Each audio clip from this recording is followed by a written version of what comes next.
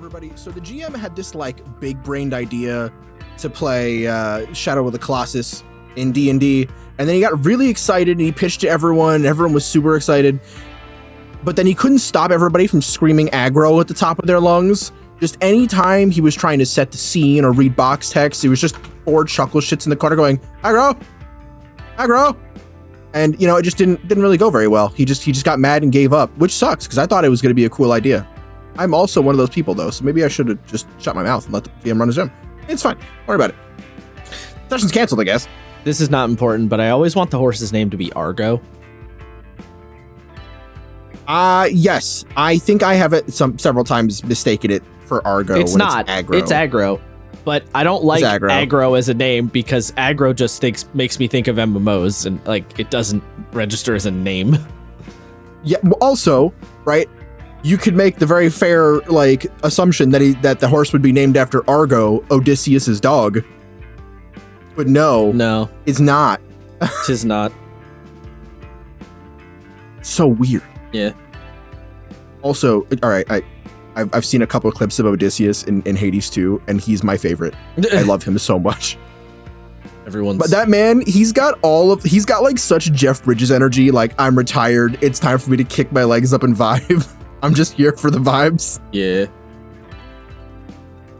Everyone's like, so Odysseus, how are you doing with all the whole, end of the world happening? He's like, actually, doing pretty good. 401k is doing pretty good. Could be worse. My portfolio hasn't looked better, actually. Melanoa being like, I'm having a bit of a problem with this enemy. How do I beat him? You're like, all right, so you got to exploit his left flank weakness. You can actually glitch him out if you get him to the edge of the screen, and then you just double down on the data. He's just really good at the frame data. He's like weirdly, because the thing is, he's like the tactician, where Achilles was like, well, good luck, Zagreus. Odysseus is like, no, here's what you got to do. That is so true. Every time Zagreus like, hey, Achilles, you want to help? And then he's just like, have you thought about getting good? Yep. And you're like, bro, not everyone is fucking invincible like you. No one is just that guy, Achilles. Achilles would also kind of be like, I don't know, but I hope you're doing all right. Zagreus is like, yeah. I'm not. That's why I'm asking for help. Too bad. It feels like everyone is, on the whole, a lot more helpful to Melanoa than they are to Zagreus. Yes, they definitely are. That boy, fighting for everything. He definitely is first child, for sure. He is, yes. Also, he side had note, it rough. We were talking about. I don't even remember what the context we were talking about. I don't know, hot ladies in Hades or something. And I just need to throw it out. If Eris wasn't such a bitch, she'd be high on the list. But goddamn that woman. I love her design. I love her like short-haired tomboy. I'm here for chaos design. She's such an asshole. It drives me crazy. I kind of love her though. Like, God, she's the worst. She also like passive aggressive hits on Melanoa, and Melanoa's just like, I'm not here for this. Like, all right, well. Is she a character that you can romance? You even do that in this game? You can give her nectar, but that doesn't necessarily mean anything because you could give like Skelly nectar too. So like that doesn't. But yeah, I don't know. I don't know what happens when you max them out. I haven't maxed out anyone, so no fucking clue. All romanceable characters. Don't be spoiling. That's not that many. Say nothing. Well, there was only 3 in Hades 1. That's true. Okay, so you get one more. You get one extra. Okay. It's anybody. It's everybody that you see at the Crossroads camp. It's not like any. Yeah. I know, but still, don't say anything. I won't. You're just assuming I'm gonna say shit. I've gotten pretty good at not spoiling you. I'm not even necessarily talking about me. I'm also talking about somebody listening. That's fine. Anyway, also, we haven't known each other 10 years. We're coming up close. We're about 8.5 at this point. We met in spring of 2016 or 2017. I'm not good enough at math to dispute this at the moment, so I'll just take your word for it. It's like 7.5 to 8. We're close. Sure. Anyway, you might be wondering, Isaiah, what the fuck was that open about? What are we talking about today? That's a great question. Don't worry about it. I got you, homie. Not Hades 2. Not Hades 2.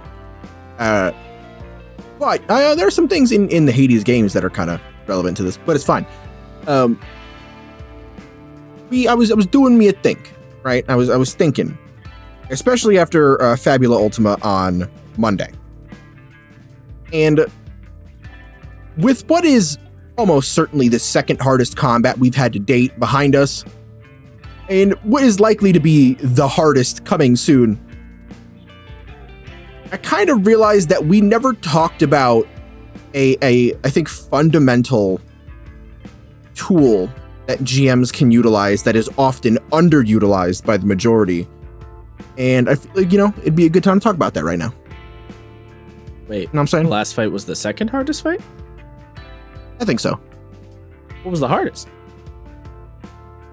The spider, the Tonatreya Rex, for sure. Maybe. I don't know. I'd have to think about that one. So, like, I was thinking of the hard fights. I didn't think we were going to lose fighting the Baron.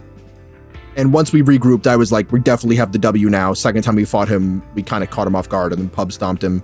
Yes. The Yorick would have destroyed us had I not gotten really lucky in the first fight. And then we had a lot more silver. All right, Yorick. Also, the second fight was, he was below your level at that point. Like, I didn't make him any stronger. Right. So. Right. And I can't, of the big fights we've had, I think that's it. I think those are all of the big fights we've done. Oh, and the wolves, but. And the wolves. I don't really count the wolves. It was like our first fight. Fair enough. I don't think it's yeah. I think the Guardian of the Forest was our second most difficult fight. And much like the Rex, you made very effective use of secondary objectives and secondary mechanics in the fight. And that is what we were talking about today. To be fair, I don't get credit on the Rex. I didn't make that stat block. Fair enough. You still used it, though. I used it, but that was in the game. That's from the Atlas of High Fantasy, or Atlas of Natural Fantasy, I mean. Fair enough. Before we really dive into this, though, slap your mom. Maybe yeah. I mean, that, or support us on your podcast platform of choice, and maybe take a look at our Ko-fi so we can get Brett a new bed for. What is a Ko-fi, Isaiah? You have to explain what it is for people who don't know. Or you could just say donate and not explain it. That's easier. Yeah, well, Ko-fi is like a Patreon, but if you don't want to do too complicated, it's just a donate button. That's the only thing it does. Just donate to the Ko-fi. The only thing it does. Do that so we can get our editor Brett paid. We don't see a dime of it till Brett gets paid, and even then, it's till he gets paid well. And he'd appreciate it. Brett, make a little, do something. Scream in the distance for us. Scream in the distance.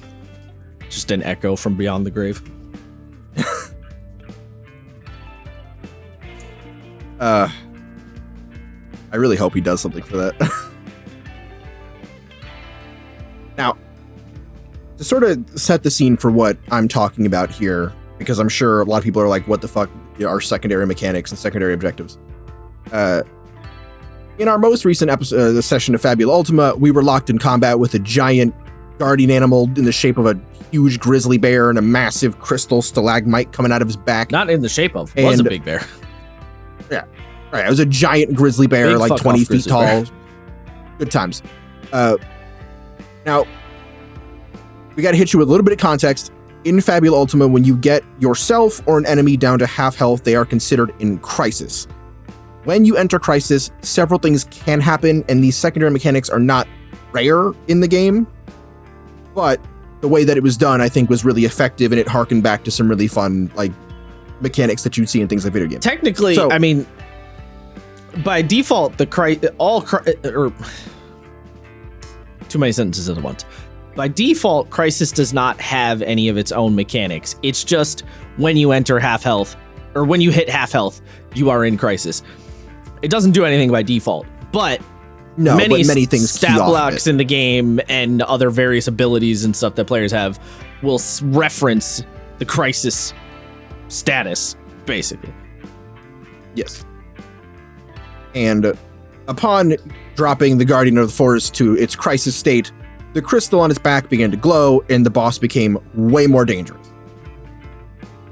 And that is typically what I don't really know what you call. I keep calling it enrage in my notes, but I don't think that's actually what an enrage mode is. That is not what an enrage in an MMO is, if that's what you mean by that. Yes, that is what I was thinking. No, what would you call that? It's just a phase 2. If you're MMO parlance, that would just be phase 2. Well, so the reason why I don't think of it as a phase 2 is that it's not a permanent thing. In this particular, it's something you can deactivate. Yeah, in this scenario, you can turn it off. If this were a video game, you probably wouldn't be able to turn. Or when you turned it off, that would activate phase 3. Okay. So like, it's a phase change. It's a new mechanic. It's not an enrage. An enrage is just a timer. When you hit enrage, the fight is over, no matter what. Oh, see, that's kind of what I thought, though. Like, it seemed like we were building to something with the thing on its back. No, it wasn't. No? It wasn't on a timer. Oh, okay. Because I thought once it hit a certain point, we were just gonna die. It would just auto kill you. We were gonna get. No, that's. I mean, that's what I thought. I feel like that's what a lot of us thought. No. It was basically just it became a lot more dangerous, and if you ignored. It was basically me skill checking against you guys to be like, are you paying enough attention to deal with this problem? Because if you don't deal with this problem, it's going to burn through your resources to the point where you will eventually just lose, probably. Mm-hmm. Now, granted, I was a little lenient on the damage. Evidently, I should have gone a little harder on the damage it dealt, but, lesson learned. I'm still having a hard time considering in Fabula what is too much damage and what is not enough damage. No, I mean, I think you did quite good on the damage. I think the issue that well, I think the end of turn effect should have been 20 damage at least, not 10. No, I think that would have, because there was several times where we were knocked into single digits by that 10 damage. But there was at least once for me and twice for There was Arena. never a point where anyone was in danger of going down from it. Because it happened at the end of every round, and you were always like in a safe distance at the end of the round. That's what I'm saying. We weren't no, you were. Once for me, I was in single digits after that, and then twice for Fran. After she it was hit in. You, not before though. Well, if it hit us, before we were in the single digits, then we would have just lost. We can't get back up. I don't think you were ever in that position. I think we were, for sure. I'm almost positive you weren't. I don't remember it play by play, but I'm almost positive you weren't because I distinctly remember thinking towards the end, oh, this wasn't really enough damage to be threatening. Oh, no, I disagree. I think everybody on our side table disagreed. I think that was You that was ended very the good. table at max health. Well, to across be fair, the board. That is, right? yes, So we did. However, we burned pretty much the last of our resources for one final top up. It's not like that was an easy thing to do. Maybe. I think the square that we both have to circle is how swingy this game is. Well, no, how swingy PC health is. Not everything else. That's part of the game. Right, but it only applies to PC health. It doesn't apply to anything else, really. I suppose. Or it applies to PC health and MP on the PC side of things swings up and down a lot. It doesn't. Yes. So it doesn't apply to anything else. I think you have to account for the swinginess when saying like, oh, you guys didn't struggle. It's like, no, we really did, or it felt like we did. We just managed to combo enough stuff to push us back to full for like a final stretch. Maybe. I think you're doing pretty good about balancing things out. The game technically rules as written. I should have done more damage, so that's fine. Because your character is level 20, which technically means the average, like the game doesn't average the party level. It's just you take whoever is highest. So, oh, weird. By that logic, it should have been more damage than I did, but I elected not to, as a test mostly. I don't know. I suppose I think you're doing fine. I don't necessarily think you had to bump it or you have to bump it going forward. I think like the steady increase that we've been facing feels challenging and fun. Sure. Now, okay. I kind of got off track. Yes. So it entered its phase 2, its stronger mode with the crystal beginning to glow, and we were taking more damage. The creature was harder to hit. There was a lot of passive damage coming in from us attacking the thing and just waiting for the turn ends.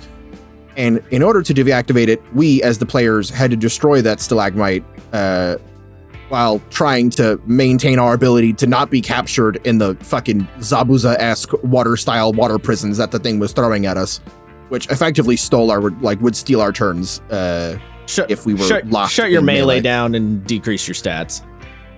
Yeah. Technically didn't steal your turn, but nobody used any ranged attacks, so. Here's the thing. I have shuriken that are not that effective. Fran has shuriken that are not, I keep saying her name. Sereth is using shuriken that are not that effective. Senna and Don have good range. Yes, but you can't rely on Senna to put out damage. She kind of can't. I know. She has to prioritize other things. I know. And I am very combat ineffective without my melee. So I pretty much had to do whatever I could to maintain that melee damage. I'm just saying you weren't totally shut down. I think we were effectively shut down, which is not to say like, oh, we didn't get to do anything. It was an effective shutdown. I think that's a very relevant part of like designing a combat is. I'll talk about this later, actually.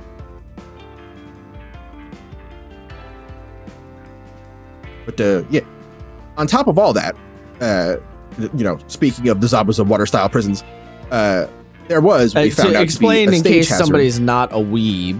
The bear had an ability to put the characters in a water bubble, and they either had to, they couldn't make melee attacks, and their dex and might attribute scores were decreased. And if they wanted to free themselves from the bubble, they either had to take an action to free themselves, or someone else had to take an action to free them. So it effectively ate up the turn if you wanted to get out of it. Yes. That's the water bubble thing Isaiah's talking about. Just in case anyone's not weeby enough to know what the hell Zabuza is. Or who the hell Zabuza is. I feel like if they're watching us, they had to at least have watched Naruto. I don't think you should make that assumption. Except for I think that one friend of Matt's who hates anime. I don't know if they listen to it. I don't know. But yes. Those water bubbles were, as we found out, a stage hazard or a stage buff weapon that allowed the bear to do that, providing it a chunk of its power. Which is to say, now, to be fair, the players could have turned it off. Yes, we could have turned it off. We did not, but we could have, as we found out. And as Josh said, Fabula does recommend adding these unique situational changes and conflict scenes, and a lot of its like bigger stat blocks have them baked in. But I think there is a very fine line between a game recommending it and giving it to you and a GM being cognizant enough to implement it, especially under like a stressful situation. You know what I mean? Well, it's more than just... Like, how many times did you... What? How many times did I what? Have you forgotten to do like a layer action that you wanted to do, or like you forgot to roll layer action, or forgot to do a legendary action in D&D because you're like, I'm got to keep track of so much shit at once? Yes, it is hard to remember those kinds of... I mean, I fucked up some of the bear's abilities several times too. Right. I mean, what Fabula tells you to do is to basically create unique, bespoke mechanics within the the boss's stat block itself. Create unique mechanics that change how the flow of the fight can could potentially go. Right.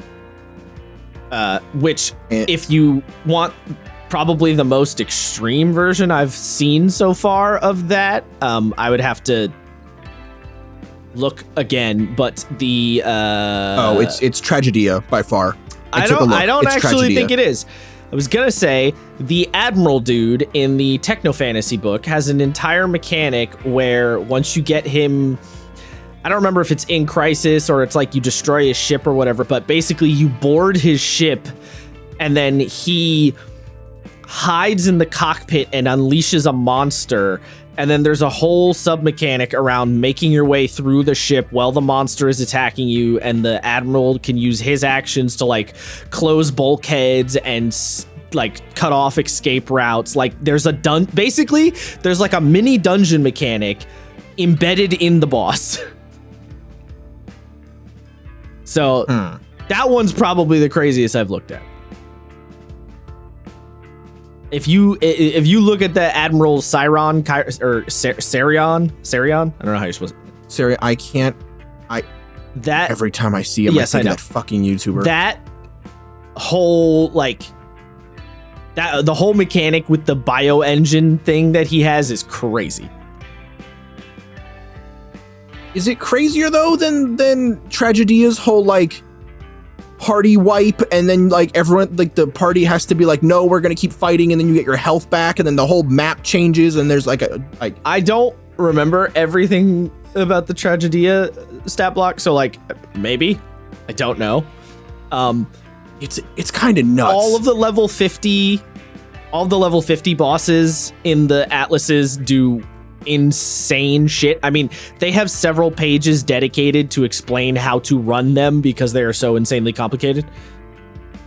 So, yeah. They also are like, I think all of them are 3-phase bosses. They are, yeah. So like, yeah. Basically, the point is that you use the like, rather than the game providing lots of different weird mechanics, the stat block itself incurs these like crazy out there mechanics that you don't use, you know, during normal play or wouldn't come up during normal play. Yeah. It's kind of a weird, I mean, like, it's a weird thing. Like, obviously bosses having unique mechanics is not that weird in terms of RPG stuff, but the way that they do it in Fabula is like really pushing that idea to the like extreme. Yeah, it's really pushing it in a really good way. And I think the thing that I like, the thesis really to this entire thing speaks to the importance of implementing these secondary mechanics in conflict scenes to achieve what is essentially well, not to achieve, it is paramount for what I think is like dynamic, high energy fights. And I think they should go past like big bosses. I think, you know, I wouldn't consider the Guardian of the Forest a boss fight, right? It was just a fight against a singular enemy. No, it was a boss fight. Would you consider that a boss fight? Okay. I mean, it was a rank 5 champion. So like, yeah. Fair enough. I didn't personally consider it a boss fight. It just kind of felt like, or if anything, it felt like an area boss, not like a boss. It you know wasn't. What I mean? Yeah. Like it wasn't a villain, but it was like a roaming world boss fight kind of thing. Yeah. I definitely conceded it. Like when I was coming up with it, it was intended to be a big boss fight that went on for, you know, a while, which it did. It did, yes. Something else I would bring up. But yeah. The thesis is essentially using these secondary mechanics will help you achieve a better experience, a more dynamic fight, and it really keys into the idea that you can provide interesting, nuanced, high energy conflict scenes in your games through pretty simple means, I think. Okay. Sorry, I'm double checking the notes. There's so many notes. I wrote like 4 pages of notes. Yes, I saw that. Yeah, I mean, after the thesis, I think it might seem self-evident for people who have done this before, right? Longtime GMs, career GMs. I think you might be listening to this and being like, yeah, no shit. But I think it's worth reinforcing for a number of reasons.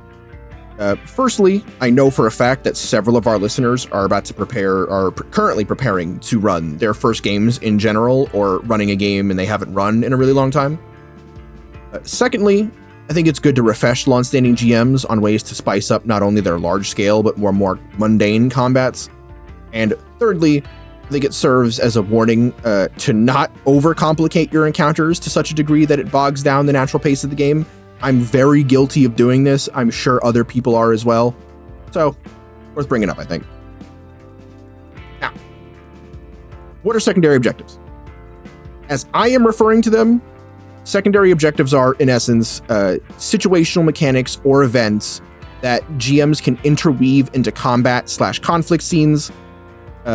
These mechanics can force players to rethink their strategy, beyond just whacking the big bag of hit points until it dies. It also serves several, other conventional purposes outside of basically just, keeping the fight exciting. It's a really powerful tool that allows GMs to maintain a measure of control over the pacing of combat, and admittedly keep your cool monster alive long enough to give the players a run for their money. And in my opinion, at least, I think they're incredibly underutilized, and it solves a lot of problems for both the GMs and players. And you might be asking, what are some examples? Well, we brought two of them up already. Legendary and layer actions that you use in D&D are probably the most well-known version of this mechanic in practice. To those of you who do not play D&D, and I know it's kind of crazy, but I know a couple people don't.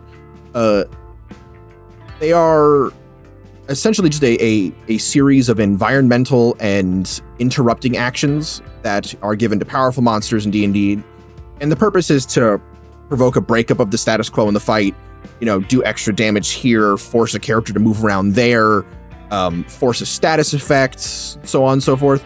You really are just trying to throw players off their game.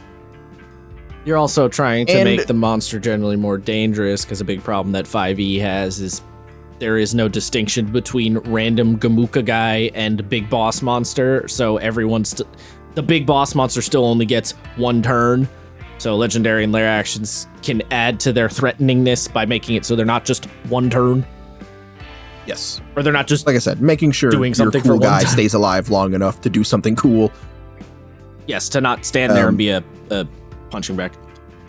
Yeah, and in reference to legendary and layer actions, their actual effectiveness notwithstanding, because I know some people are like, well, I don't like them, and some people want the more reactions thing. Not really here to talk about that. But I do firmly believe that legendary and layer actions are, at the very least, effective at forcing someone building a combat counter to think about the fight abstractly, rather than just, this is a bag of hit points. Right? I think everyone's had that boss fight where you're like, what are we doing right now? You know what I mean? The fight's been going on for 4 hours. Jimmy's on his fucking phone. He's not paying attention. I'm just kind of tired of missing. Everyone's had that, and it's frustrating as shit.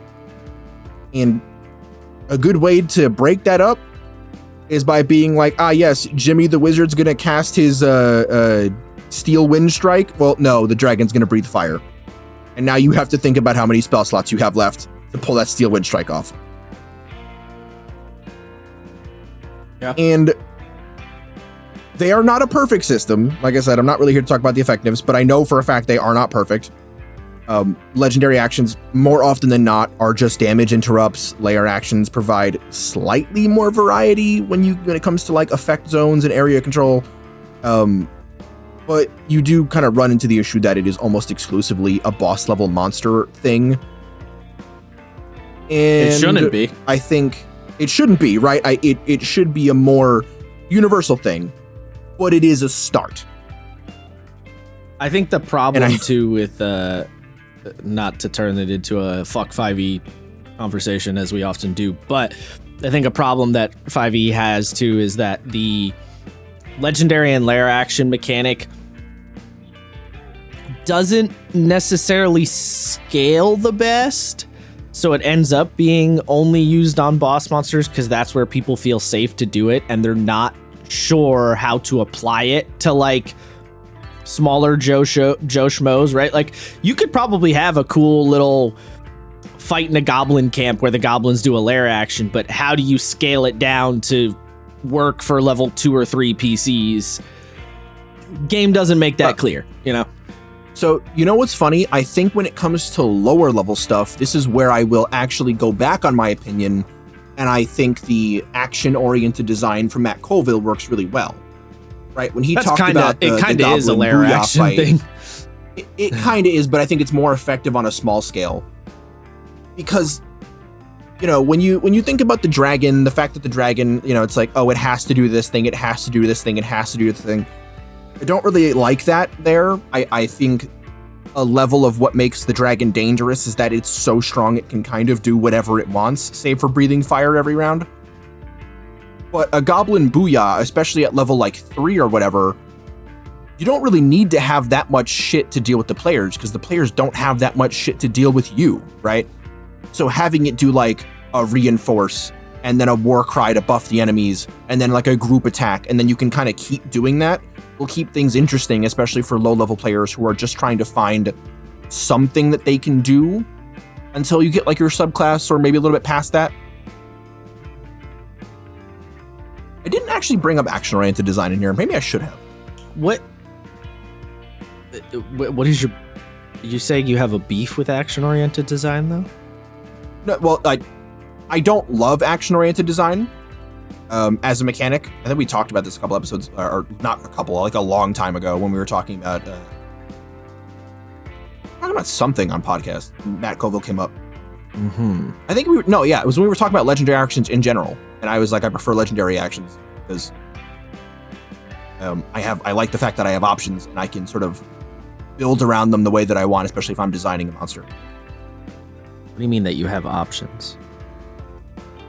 With action-oriented design, you don't necessarily have options. You have a rhythm that you follow, right? On turn 1, the monster will do this thing. On turn 2, it will do this thing. You don't have to. That's just the recommended method of using it. I'm not sure I know enough about it to know how else you could use it. Well, it's effectively like an end-of-turn thing that the enemy does. And there's a recommended order as like a kind of, this is the most logical order, but it's not a strict rule. Fair enough. I did not know that. Yeah, it's not like, it's not that prescriptive, really. Effectively, it got turned into the malice mechanic in Draw Steel. Right. Where the GM gets the like currency to spend to have like enemies do outside of their normal stat block type shit. Mm-hmm. Anyway. Yeah, I was not a huge fan of action-oriented design as it was described to me. And I think on lower level, I think the way that it was described to me, I think would be very effective. Is all I'm saying. Where was I? Right. On the far end of what you get from the layer actions, legendary actions, like a completely different ballpark, but still same sport, is the Lancer sit reps system. And I think this is an interesting thing to bring up because it is kind of unique, right? Like in Lancer, the secondary objective is just sort of the objective. It is the point of combat. There are almost no combats in Lancer that are about kill that guy. It's always control the objective. I was gonna say I don't know if you did you I don't know if you explained it. I just didn't hear you. Did you explain the point that what you're saying when you say secondary objective is like something other than just beat them to death? Yes, I did say that. Okay, I guess I just didn't hear. All right. Anyway, yes, that's an important. To reinforce it, in case I didn't, I'm pretty sure I did. But when I say secondary objective, I mean, or secondary mechanics, there are other things that you do in combat to keep things from just being whack it till it dies. Yeah, from just being a bag of hit points type situation. Yes. Yeah, okay, so I definitely did say bag of hit points a couple times. All right. Okay. When it comes to Lancer, there are almost no combat situations, sit reps as they are called, that are just hit the thing till it dies. The game is just flatly not built that way. And I think a lot of games should learn from Lancer's sit reps because despite the fact that they are not perfect and can be a little noodly, the fact that the game is more interested in interweaving the narrative directly into combat encounters is interesting and I think very effective, especially when the combat turns into more than just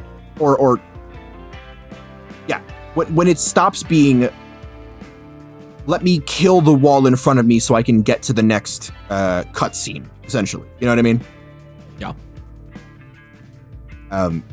There are also the Eidolon fights in Lancer, which I have not read in their entirety. I skimmed over them, but essentially they act as these insane multi-tiered clock hyper advanced skill checks, kind of similar to Fabula Ultima, but you're doing them in real time, as opposed to like over a prolonged period of time. Yeah, they're a little nuts, and I've read, like I said, I skimmed them, and they weren't super clear. I hope we get some more clarification on them at some point. But this is not a base rulebook thing. No, it was supplement of some kind. Yes, the first official supplement book. The is it no tears for a wallflower? No time for a wallflower? It doesn't matter. The wallflower expansion. Sure. It comes up there. You fight Nylon. Okay. Do you have any other examples that you'd want to bring up? Of what? Like games you know that implement this kind of design? I mean, I think a lot of games recommend you do it this way. Does it actually happen? Like I think Dungeon World, Apocalypse World. Well, Apocalypse World's a bad example because that game you don't even really necessarily fight that much. But like I think Dungeon World tells you a similar advice, like don't just make it about fight the monster necessarily, you know. Try to work outside the box a little bit. Cyberpunk games, that tends to be like Cyberpunk the genre games, that tends to be a thing quite often. Like a lot of games definitely tell you to do that. Does the game actually give you the tools to do it successfully? I would say that varies.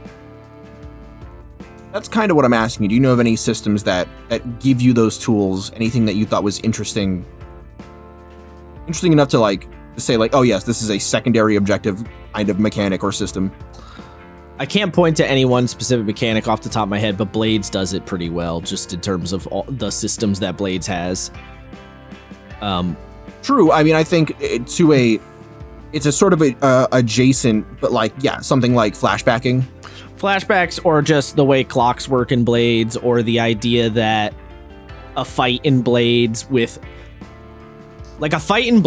just a random goon, like just a guy, is probably going to be one roll, maybe two, right? So you're not going to have prolonged combat scenes in Blades in the Dark. That's not what Blades does. So by necessity, then, if you can't really do the prolonged combat scene, you're probably going to do effectively a secondary objective type scenario, right? Where there will be guys to fight, but what you're actually trying to do is like steal the artifact out of the room or whatever. Mm-hmm.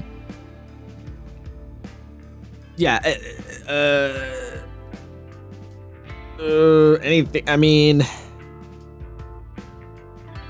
think Daggerheart maybe mentions this, although I'd have to look again because I can't think of any specifics. I'm blanking on specifics. I know a lot of games talk about it, and a lot of games try to encourage people not to just make every fight a bag of hit points, but it can be hard not to, especially in a game like D&D where you're fighting, or like Pathfinder or Fabula, you know, where you're fighting a lot. It is hard to not make every fight a bag, or to not make a lot of fights a bag of hit points, because you're just doing so goddamn many of them. You can't come up with an interesting idea for every fucking fight. True. Actually, Draw Steel we just read gave you in that in the like battle design section, gave a big list of like different kinds of secondary objectives that you can have in your encounters. Oh, there we go. Yeah, kind of like sit reps.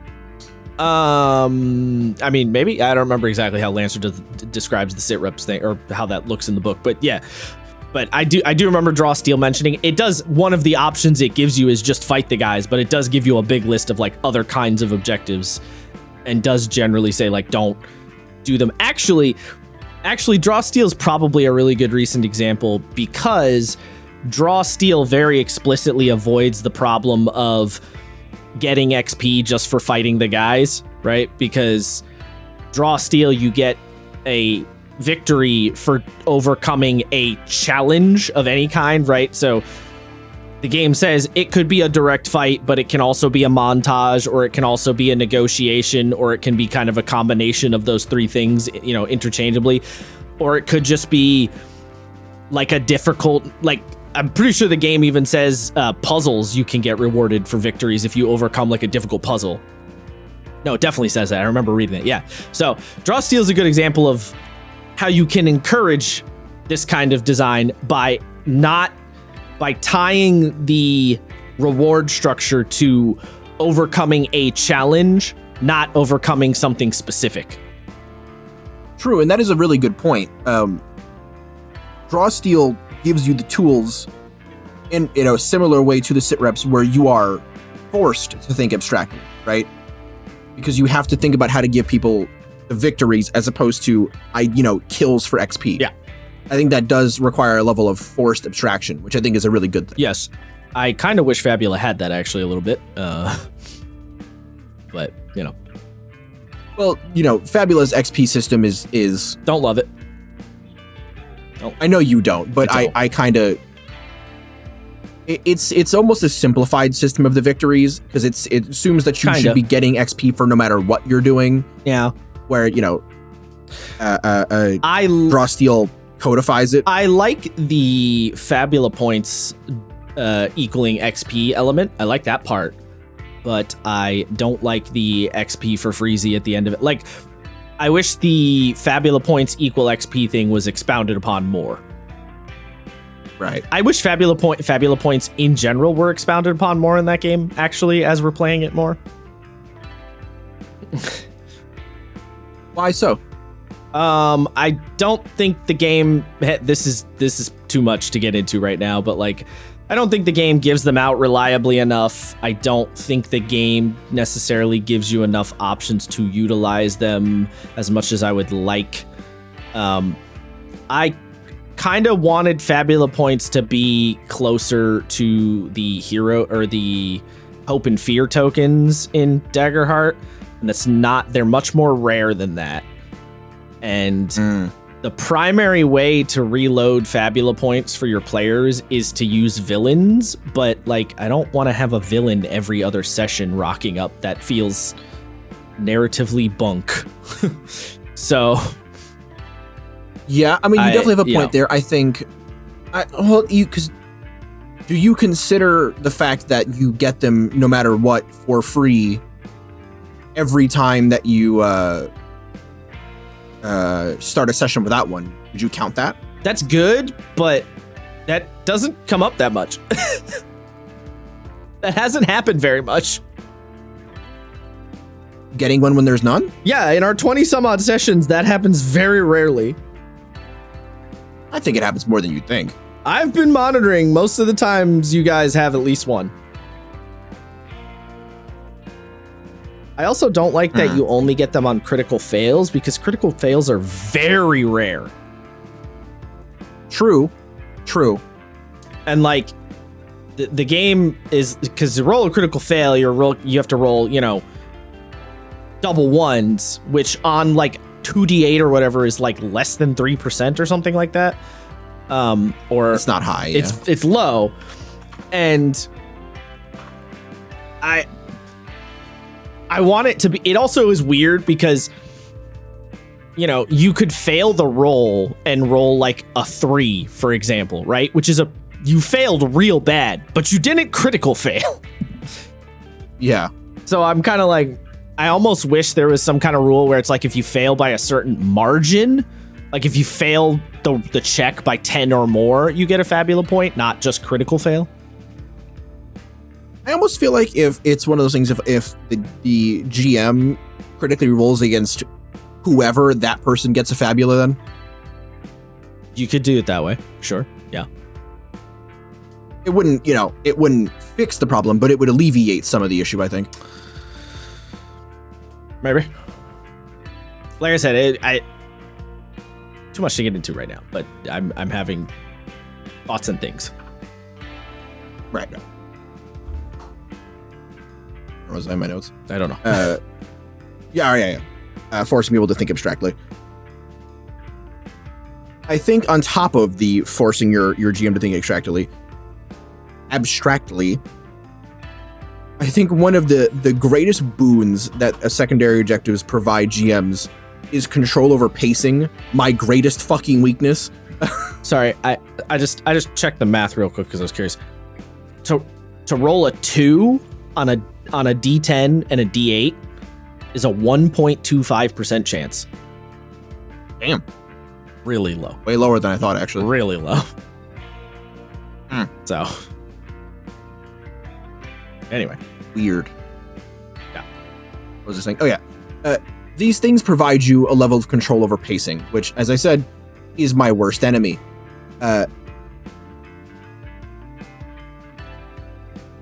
Oh, God, my brain just turned. What is wrong with me today? What I mean is that I know, it allows it. God damn it. The control over pacing allows you to implement things like distractions and subversions to shake up the system and provide the GM a level of sway over the speed of the events. For example, in a similar situation to Josh's fight this week, the Guardian of the Lake's boosted form did more damage, took less damage took less damage from us, was harder to hit, and came with a myriad abilities that hindered us. On top of the bubble, that effectively drawed out the fight, drained us of our resources, and helped elevate the overall sort of experience of the fight to a much higher level. If it let's put it this way, if it did not have those things, it had what, like 450 HP? Yeah. My character does... I think it had exactly that, actually. All right, so Goro does...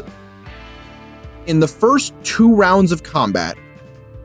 You do like 30 on average, probably. 30 on average, plus 20 for the EI stance. No. I'm saying you probably do around between... Like, it probably averages out to like 30 every round.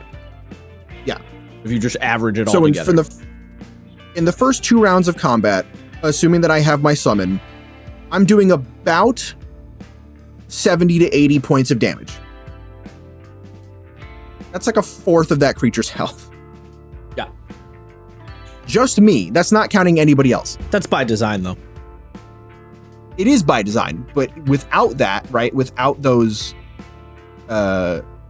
without the abilities that the bear had, including its second phase, we would have finished that fight in 2 hours tops. If it just had, even if it had the bubble, if it just had the melee attacks, the breath, and the bubble, we probably would have killed it pretty quickly. But the fact that we created a secondary target with the crystal on its back, that was diverting our damage. The bubble diverted the damage farther. The debuff stopped us from rolling high enough to maintain the damage. All of those things come together to create the well-rounded boss. That was really fun. A similar situation that a lot of people talk about, and we've brought it up on the podcast too, is the like powerful party-wide attack, the dragon breathing its fire on everyone, and you telling players, okay, it's charging up its breath, or like it inhales heavily. It's fire in its laser beam. Yeah. Forcing characters to take defensive action and limiting their overall damage for the round gives the enemy time to breathe and recover. It gives the GM a modicum of breathing room to just be like, okay, wait, where do I go from here? What do I do? You know what I mean? Yes. Sorry, yawning. No, you're good. Yeah. Actually. Yeah, I mean, it gives a momentary, like a literal real life breath. Now, we've talked about how these tools are useful. We've talked about what they are. And we did mention in the thesis that if you're not careful, they can go a bit too far. And that really is true. They can go too far. I've done it myself several times. It is incredibly easy once you're in the mindset of changing things up and throwing in new assets and new ideas to just drastically overtune the fight to the point where it kind of becomes like a ridiculously overcomplicated slog. Yeah. Also worth mentioning. Well, you finish your thought because you might be about to say what I was thinking. It's also it's worth mentioning that not every fight has to be cool and epic. I mean, definitely every fight is super complex, multi-tier, multi-phase.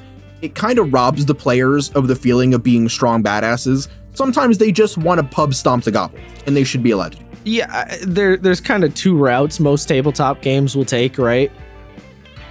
One route is having monsters or stat blocks or enemies or whatever that game uses, having relatively simple options in the game that can be the random goons that you pub stomp into the dirt, and then having the more complicated ones for the more important fights.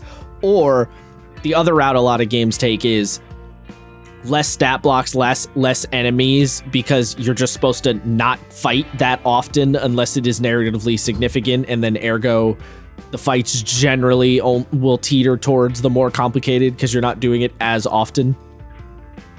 Right. Fabula kind of leans more in that second one where it's like you're not intended to be fighting as much, although not completely. Although I also feel like Fabula contradicts itself a little bit on that one. But yeah, you don't necessarily need to make every single one of them complicated. But if you have a game where it's not going to be a lot of fighting, then there's probably going to be more complicated ones more often. So it depends on the dial of combat and whatever, and the dial of what your game is focused on ultimately. Right. And to bounce off that, GMs might ask themselves, how do I stop from going too far? Answer's complex, and to be honest, there really is no perfect right answer. But I think I did come up with some pretty interesting rules of thumb to follow for the most part. What I was gonna... hold on.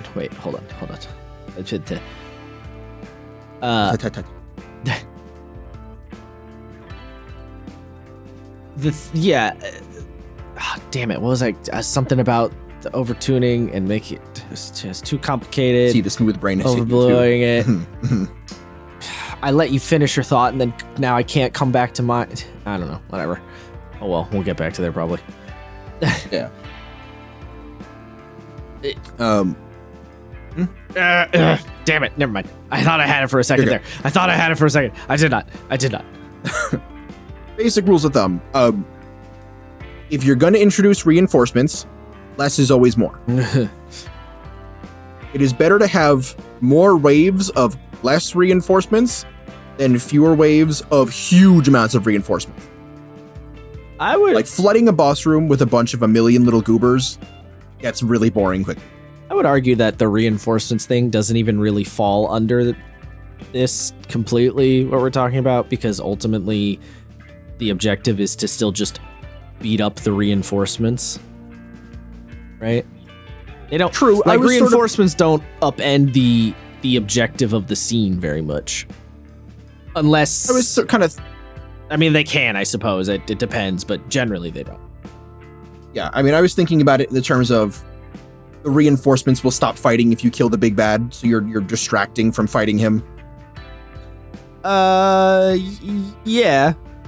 You're still beating up the big bad though. Like your that core objective is unchanged, right? Like it doesn't upend it that much.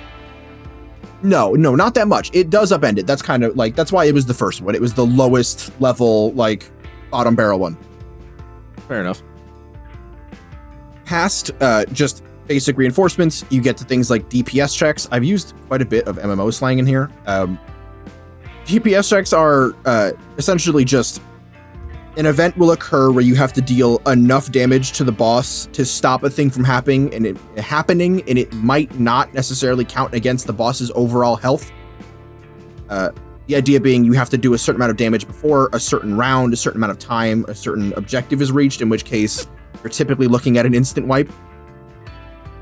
Yeah, I mean, a DPS check, in an MMO is ultimately about can you, are you paying enough attention and are you skilled enough at playing the game that you can output enough damage to stop the bad thing from happening via timer.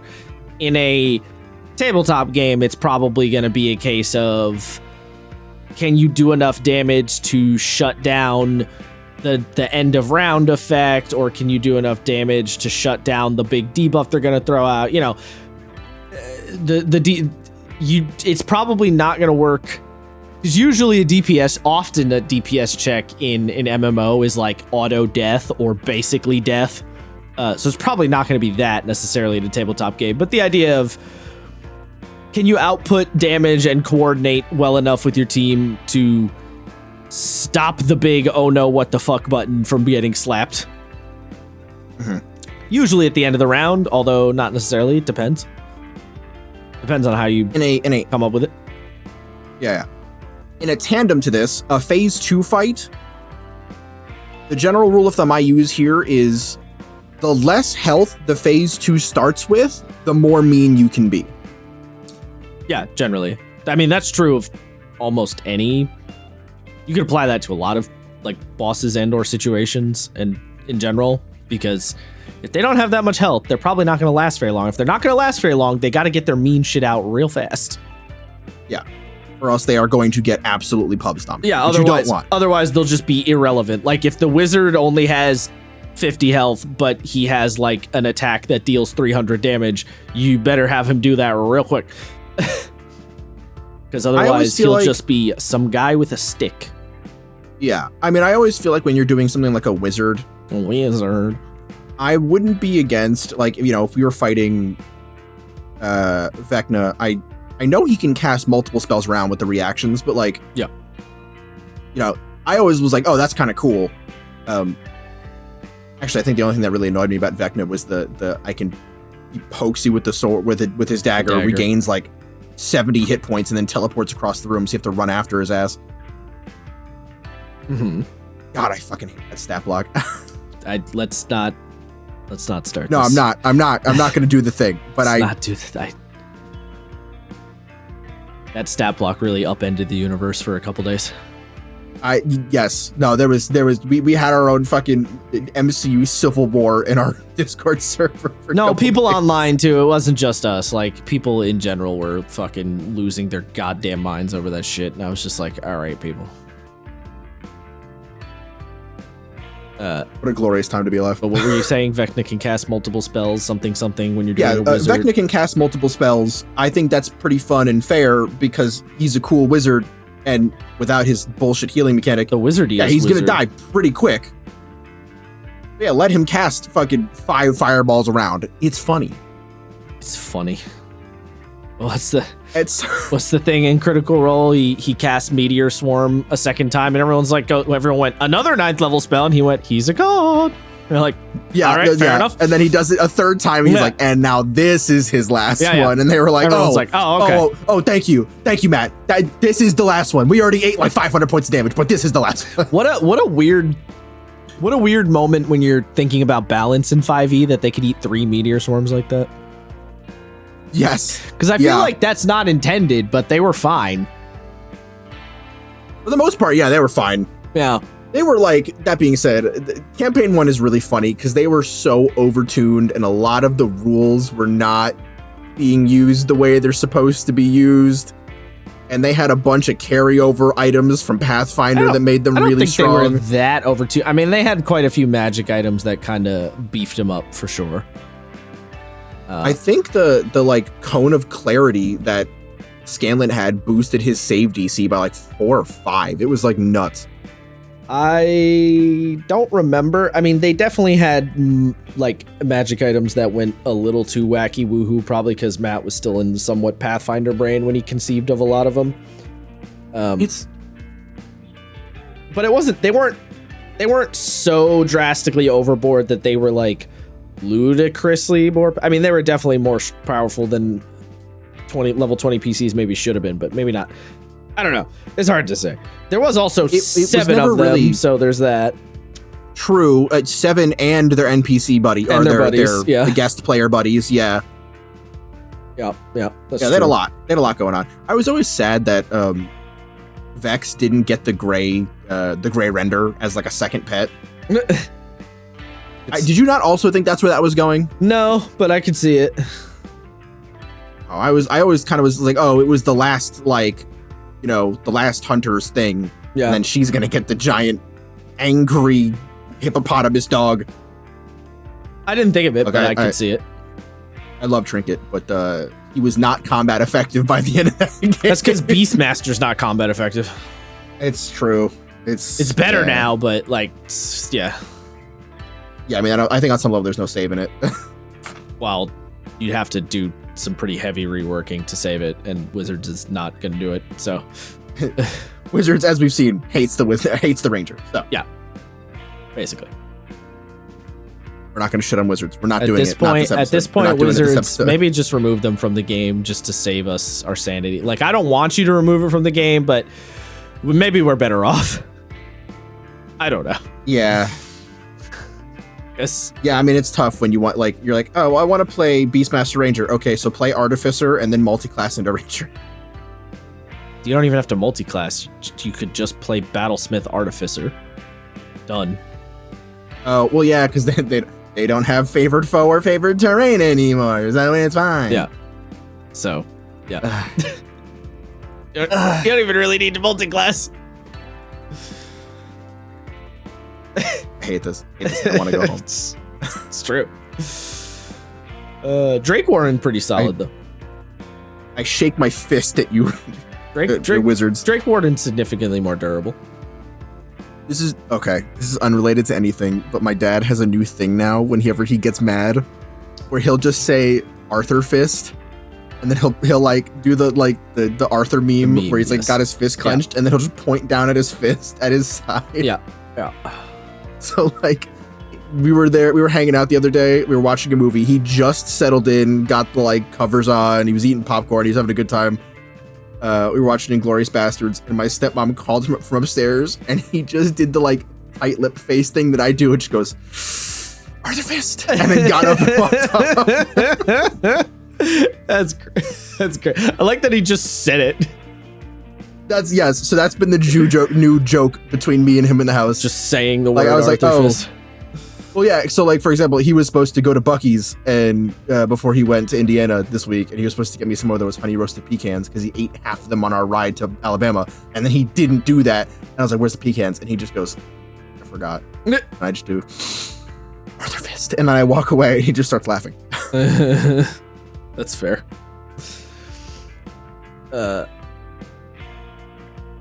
Sorry, Where I just were couldn't. we?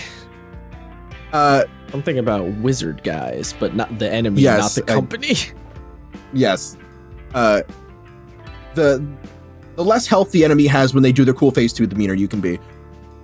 In a similar vein, when you're doing a party-wide attack, and you're I'm not talking more than just like Dragon. Well, to be honest, I do think that Dragon Breath in D&D should come with a warning.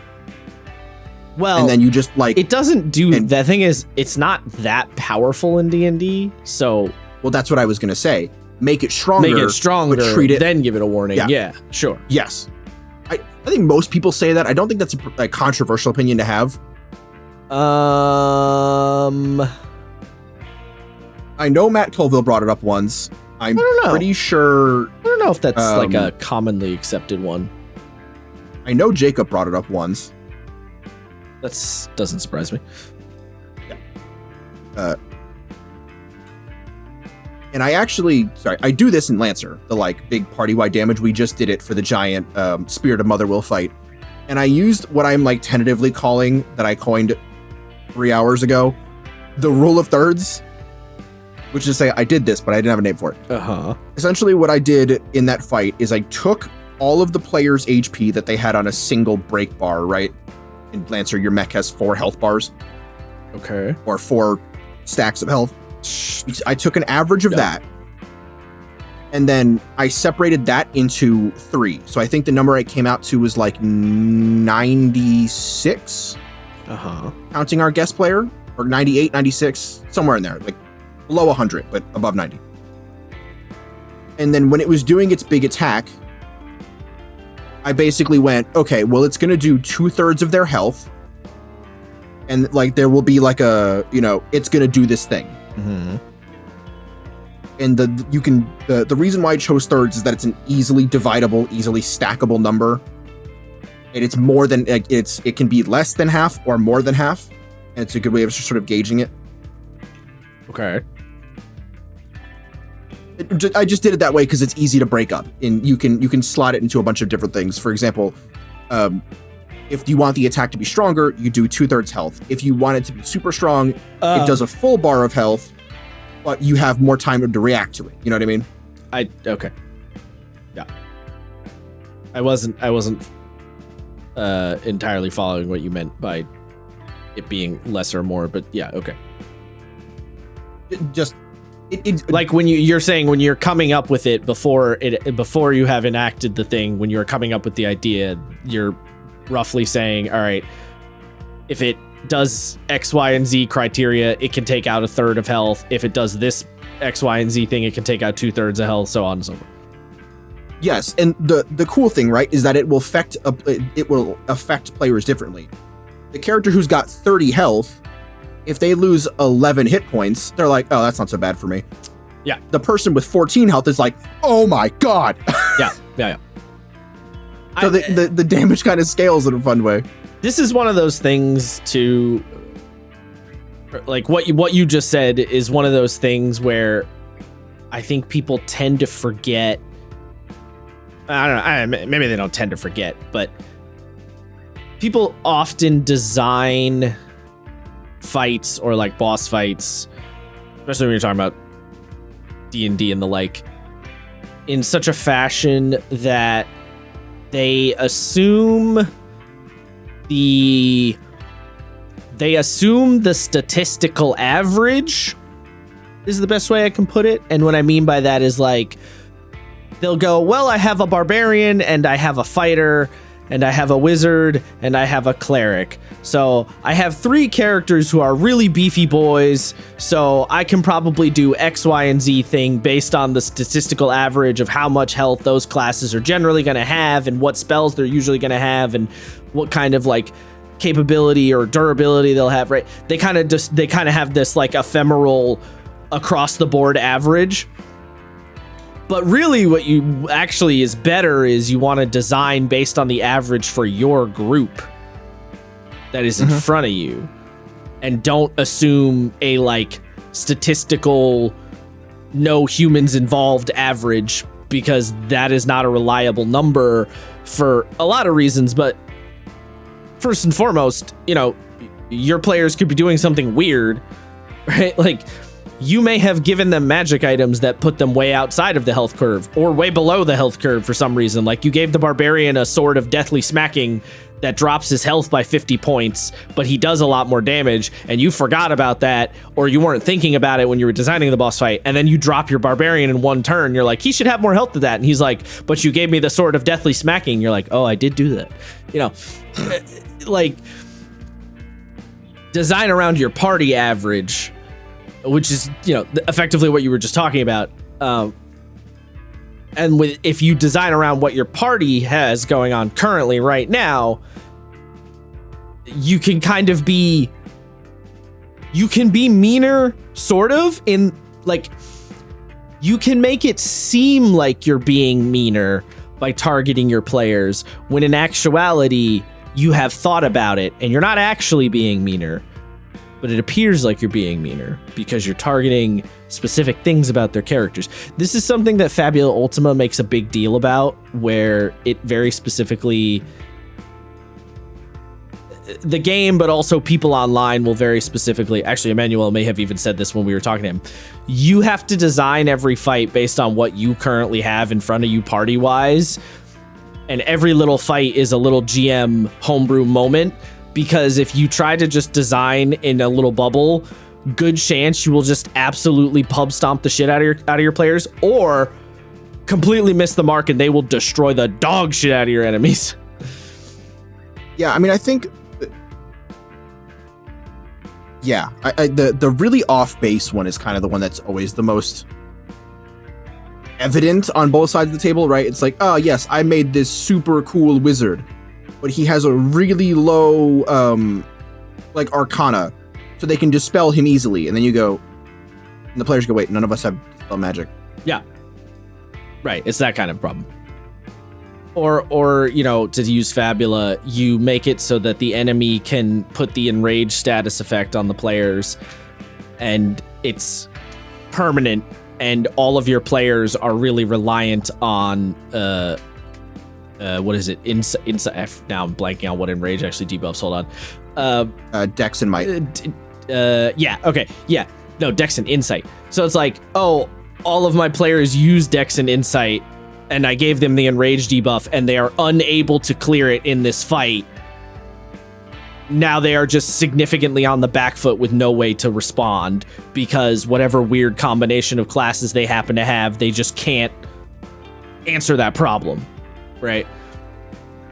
And then, yeah, you're like, oh, well, or like if you design a fight where it's like, oh, I want my players to use a ritual to like shut down this ability, and then none of the players have rituals because they didn't choose any classes with rituals, which is unlikely, but not impossible.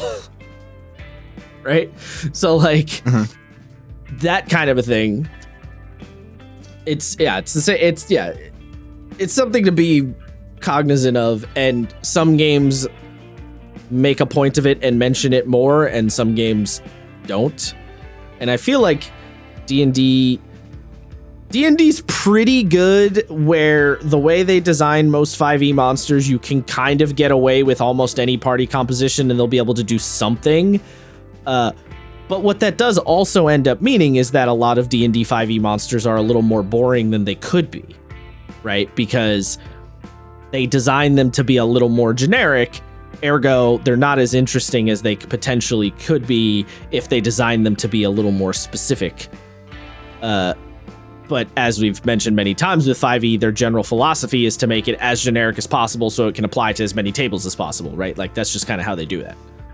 So, yeah. But, like, you know, imagine, if you will, a monster with, like, a really, I don't know, the monster has a 60-foot anti-magic aura, right? And the book specifically says, if you have a double cleric wizard druid party, or, you know, basically the book give you a warning of, if you don't have any marshals who can reliably deal with this thing, don't throw this thing at your party, right? It assumes that they will have a way to deal with the fact that they do not have spells, but if you throw this at the quadruple wizard party, they are fucked. You know, that would be cool, but 5e doesn't do that. Right? Whereas Fabula basically does do that by telling you, design every fight with your party comp in mind. Agreed. Yeah. And all that to come back to your 1/3 thing is essentially doing that. It's a more simplified idea, right? You're just dealing with like health values, which is not too complicated, but it is effectively heading in that direction. Yeah. In the case of actually bouncing off the keeping your party composition in mind, the last piece of advice I have for not making things too complicated is when you're doing objective-based missions, kind of like sit reps, things like capturing points or forcing skill checks, do not spread your numbers too thin. I have a party of 5, so whenever I do stuff like this, I use 2 or 3 objectives and let the other players run defense. Because I know that not every one of my players wants to do objective stuff. Some of my players just want Numba go bigger, so just let them do it. Well, essentially, also, just for the sake of your sanity, everyone's sanity, having a situation where you put, you know, I don't know, 5 weird, crazy secondary objective type mechanics in a fight, like at a certain point it becomes so difficult to manage. Like, you're going to forget things on the GM side, right? Because you have 5 different weird mechanics that are probably like cross interacting with each other or are reacting to a specific player or whatever. So you're going to forget because your brain's going to get all jumbled between all of them. And then your players are going to get confused as to how to deal with which one when, and then so they're probably going to have between every turn 10-minute arguments about what they should do next, because do we deal with this problem or this problem, and it's not clear which one is the easiest to deal with, right? So yeah, you just don't want to overbloat the situation because it will just turn into a confusing mess, especially because you're not playing a video game. You know, the video game can track all of those objectives.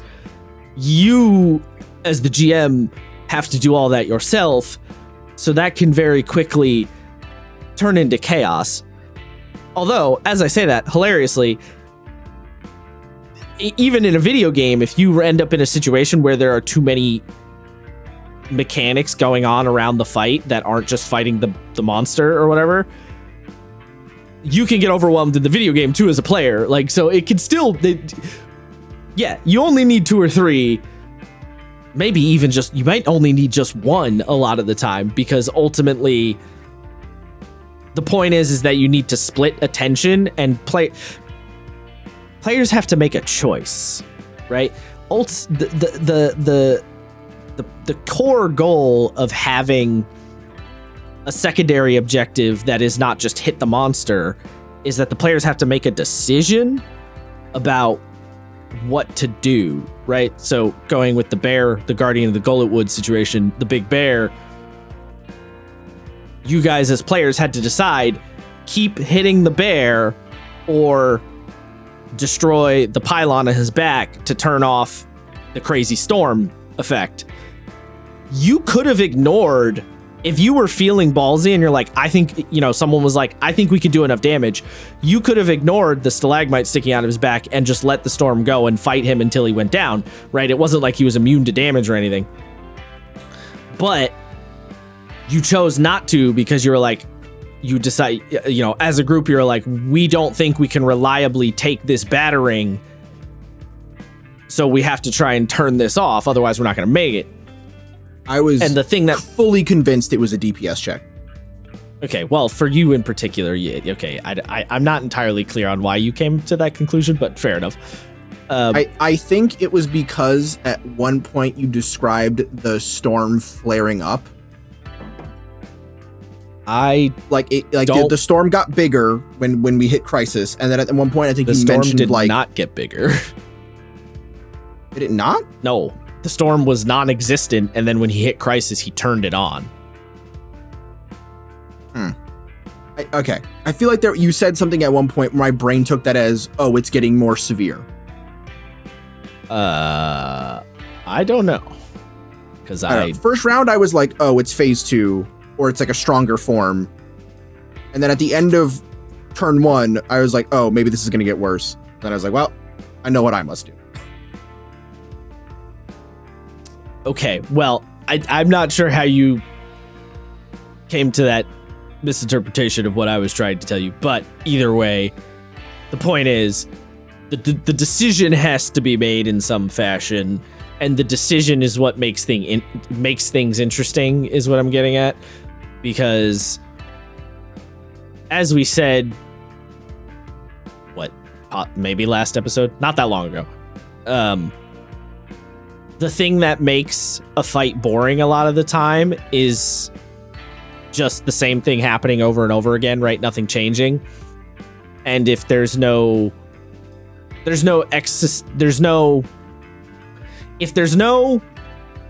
extra secondary choices to be made, then you're relying on the players making choices about like their loadout and what they can do with their kit. But generally, the players are going to fall into the same few options with their kit, especially if the fight is going relatively well for them. There's no reason to deviate. Like, in a video gamey context, if you're playing Final Fantasy, I'm not going to have Yuna burn a bunch of spells and use up her NP on these random goober guys when I could just hit them to death with Titus Orin and Waka. So I'm just going to hit them to death, right? I'm going to conserve my MP for something more important. It's the same kind of idea. So the secondary objective is an external choice that has to be made beyond the player's kit. Obviously, it interacts with the player's kit, but it's beyond the player's kit. And so the thing that's really where it gets interesting. So if going back to the too many choices point, if you have 4 or 5 secondary objectives, now you've gone from a couple of choices that makes things interesting to so many choices that you have analysis paralysis. You've added so many choices, the players are not going to know what to choose, and then they're going to like give up or get frustrated or just be like, roll a die and pick one randomly. You know what I mean? Because, yeah, analysis paralysis is a real thing, right? You can only do so many. You can only think of so many possible things. It's the walking into the liquor store and knowing that you know, going down to look for some wine, but not knowing what kind of wine you want, and then losing your mind because there's aisles and aisles of bottles and you don't know what any of this shit is, right? It's that whole problem. So yes, keep it to 2 or 3 objectives. Even 3 might be a bit much, to be honest. Yes, I mean, in a group of 5, 3 can be a bit much. My reasoning for it, right, for keeping the number thin, other than just letting players be Unga if they want to be Unga, is that it gives players who are not combat effective, right? If you have a character who's the talker of the group or the healer, characters who are not actively participating in combat as much as they are reacting to combat and using what skills they do have to be effective, it gives them something to actively do. Depending on what the secondary objective is, yeah. It can. That definitely that can definitely vary game by game, I would say. But yeah. Yeah. Well, like, so for example, in the fight with the Baron, right? Like, let's say one of our players was only an orator. The whole situation with the Baron would have been really good for them, but if they were fighting the knight with us, real bad, you know? I kind of get, perhaps not the best example because of the way Fabula classes work, but I get what you're saying. You can't make a character who's just like fighting useless really in Fabula. You might not be the hit stuff person in Fabula, but you're going to be useful in some fashion, right? Like you can't really, there's maybe. I guess there's now. Say Orator has basically nothing. That's like it's got. Well, some Orator buffs, has debuffs, but not much. That's what your a little bit. That's what your objective would become, right? In fights, if your main thing is Orator, you're the debuffy or buffy, debuffing the bad guys and helping your teammates person, right? I suppose if you did like Orator, Merchant, like Wayfarer. Yeah, then you might be pushing it to the point of like you're kind of useless in combat. Although you still have your weapon and can still hit things ultimately, right? Like you can still attack, and because of the way stats work in Fabula, your hitting thing ability is likely to still be effective, as opposed to a game like Worlds Without Number where you can have a character who doesn't have any combat specific abilities and is bad at hitting things and doesn't have an effective weapon, right? Like in that game, you could be in a scenario where if it's just a straight smack the enemy situation, you're having a bad time. Because you can make a magic user in that game and effectively have, you know, you're like a magic user and you have a bow, but your shoot skill is bad and your dex is bad and your spells are not combat heavy, mostly because there's not that many combat heavy spells in that game. Yeah, then you get into fights and you're like, oh fuck. So, yeah. Lancer, I can't imagine, though, has that problem. I imagine everyone's pretty decently effective at fighting in Lancer, no matter what. Yes. Right, because everyone has big robot. Fighting. It's kind of a weird thing, right? If you're playing like, if you are only playing mechs as they are built, like as they are given to you, you might not be that effective in combat. Like the Lancaster is good at like helping people reload and like getting people out of bad situations, but it by itself is not good at fighting. No, but that's It still only has effective. one weapon. That's still effective in combat because you're helping everybody else in the fight. You know, you're not useless, True. Yeah. right? Like you're still doing something. You're just not necessarily directly contributing to damage. Because that's the other thing too, right? Effective in combat doesn't have to mean I do damage, right?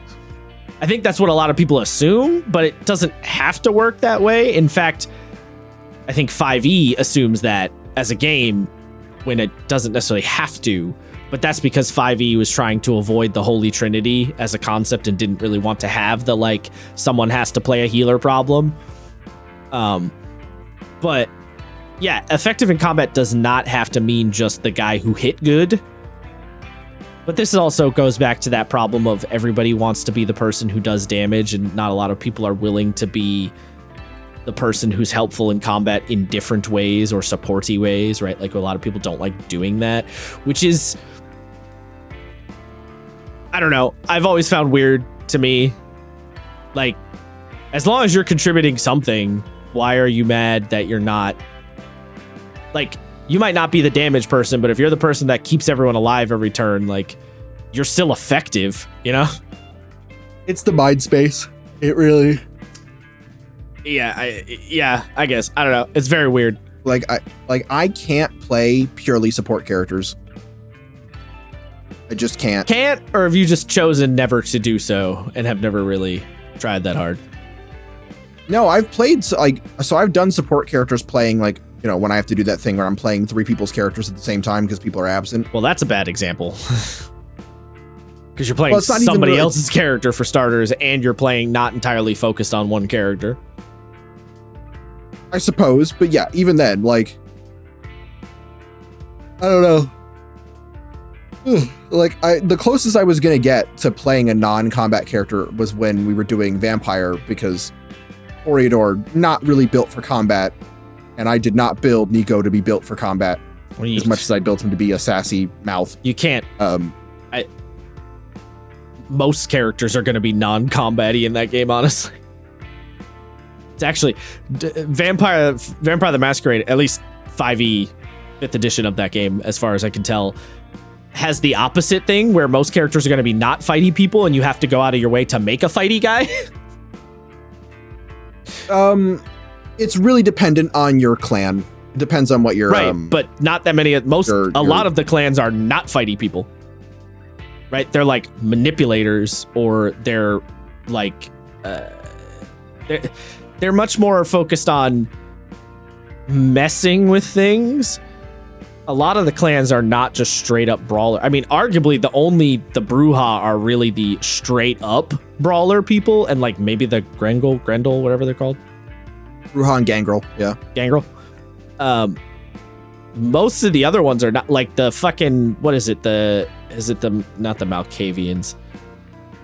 One of the clans are basically the like stealth assassins, right? Like, yeah, Malkavian? Sort of, kind of. Either way, the point I'm getting at is like in that particular game, it makes sense because it's the opposite of 5e. You're assuming you're not making a directly fighty person because the game is not directly fighty in that way, and then you're going out of your way. Or Apocalypse World is like that too. Most of the playbooks are like they are capable of fighting, but they're not particular amazing at it, right? Only 1 or 2 of them are like, I'm the guy who fucks people up, right? Like the Battle Babe and the Gunlugger are the 2 main ones that are like, I fuck people up type playbooks. The other ones by default, really not. Some of them are like, you actively want to avoid it, like you suck ass at it, you know? So I think the idea of I can't play the support character, I think it really heavily depends on the game. I think there are games where I think if you played a supporter character, like a supporting caster character in Fabula, I don't think you would dislike it as much as if you tried to do it in like 5e. That's one. I mean, 5e is one example, but yeah. Potentially, I think I am inclined to play the DPS characters. I think that's just kind of my lot in life. I know, but you should go out of your way and look for a game that will give you the option to do something different and then actively try to do it. To see, you know, because again, if you're like, I'm going to play the supporty guy in 5th edition, it's like, okay, you can to a point, but the game doesn't give you that many. It's not that satisfying in 5th edition because there's not that many tools to be the supporty guy. You know, like it's kind of hard to do so because of what you're limited on. Whereas in Fabula, right? Excuse me. In Fabula, we have a character who is explicitly our healer person, and she's having a great time because the game gives her lots of different tools to make it really satisfying to be the healer person. You know, she has lots of different ways to administer the healing, cure the status effects, and also she's not just doing the same method of support every round, right? It's not just I have a good heal spell and that's what I do every time, right? She has different options to do the supporting, right? All the different, I mean, she's playing a florist, so for her in particular, she has all the different plants, and she can like rotate them out and change what kind of assistance, right? On turn 1, she can plant the one that lets her scan the enemy, and then on turn 2, she can plant the one that does like the healing and the debuff clearing, and then on turn 3, she could swap it out for one that like increases somebody's damage or something, you know? So it's like, it gives you tools to do it, so it's more satisfying because it's not just I throw out an occasional heal or whatever. And like in 5e, like, because I actually kind of tried to go support with zigzags, and I learned pretty quickly. I was like, all right, well, I can't make this my only shtick because there's just not enough spells that are like that in 5e. You know what I mean? Mm-hmm. Yeah. So it ends up being not that satisfying. I'm not just going to cast the same spell every goddamn turn. Like, that's cheeks. So I did find fun playing Django and being a tank. Yeah, which is like similar kind of thing. Yeah, well, so I think for that it was I think I have to be frontline is what I've learned. Is that I'm not a huge fan of playing backline. Again, though, I don't know that you've tried a game that really makes it satisfying. I might not like Monster Hearts might be a good thing, but I'm probably going to play Dullahan, which is not a combat character. Well, Monster Hearts is it's hard to beat those. Monster Hearts is an incredibly weird example. It's not. It's like Monster Hearts is just weird. I don't know. I can't compare it. I don't know if we can compare it in that way. You know what I mean? Yeah, no, that's true. Actually, you know, it's funny. A game that is in the D&D vibe, but I have heard is better about this is actually Pathfinder. I've heard a lot of people say it can be quite fun to play a support character in Pathfinder because, at least some of the reason is because a lot of the wacky woohoo spells that Pathfinder provides. So, you know, I would say just look to, and also try it in video games too, right? Like, it's not something, I don't think you should ever write off any role. Like, I'll give you a great example. This is a long tangent we're going, but whatever. I don't usually play the support person in like MMOs, right? I'll play like damage caster or like tank guy, or like maybe I'll play physical damage guy, but not usually. And I very rarely play like support or healer type positions in an MMO. However, I love playing support, and I main support in MOBAs. Like, I played tank support in League of Legends as my primary role, like, all the time. And for whatever reason, the structure, and I'd have to think about why in a MOBA it feels more satisfying, but the structure of how support works in a MOBA felt a lot better than it felt in like an MMO.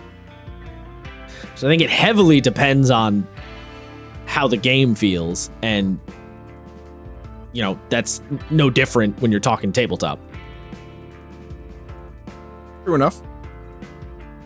Because I actually distinctly remember avoiding playing support in League because I thought it would be really boring and because I thought that it wouldn't be very satisfying.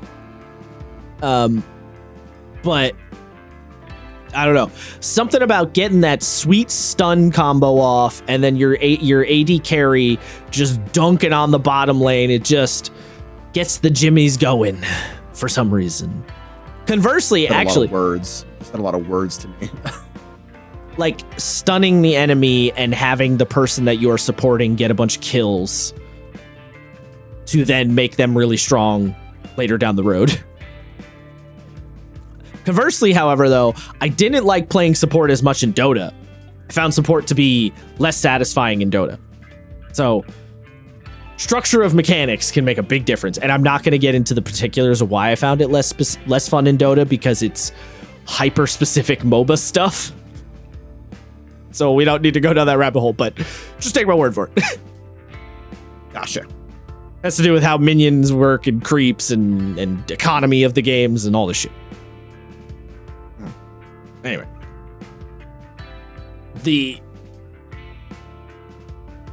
How did we get here talking about support characters? Giving your support characters things to do that's not just punching. Oh, stuff to do. Yeah.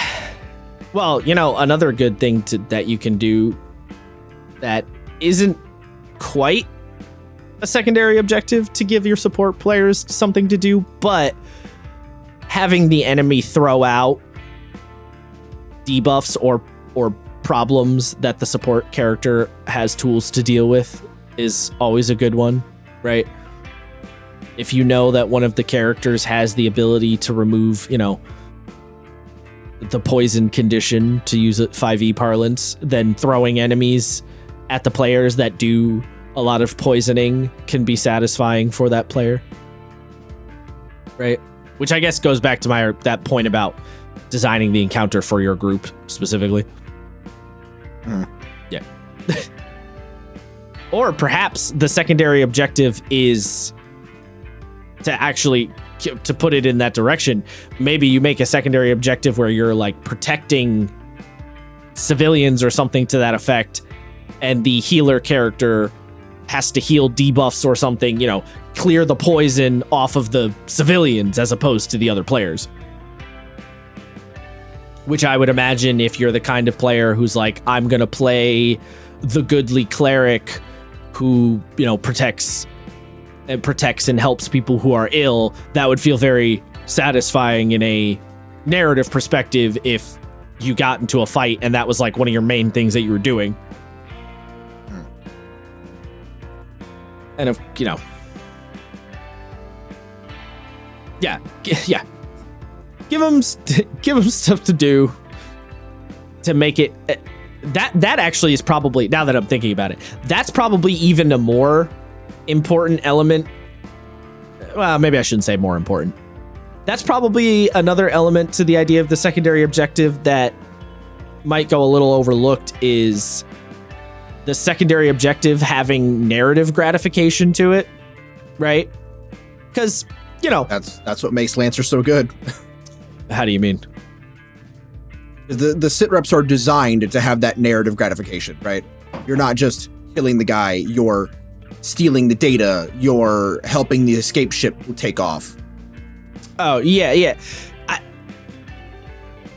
I mean, it's... I'm even saying, I mean, that feeds into kind of what I meant in that it's the idea of if the player makes a character who narratively is about a thing, and then the secondary objective fuels back into that.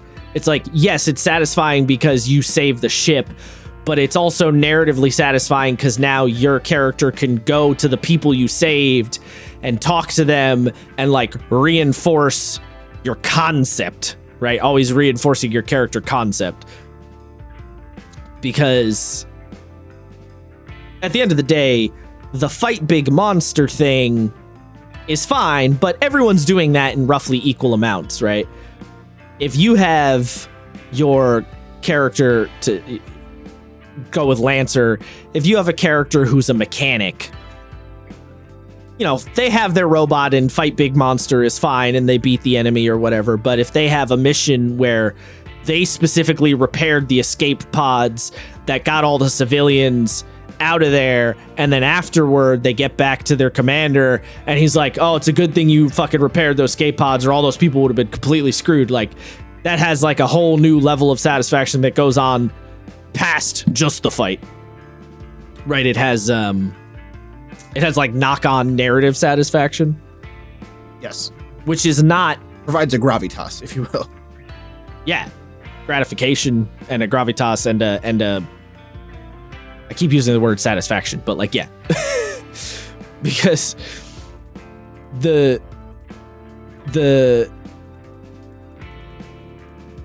damn it, train of thought. No, come back. Nope, sorry. We're both hit with the smooth brain today. It's too late. Let it wash over you.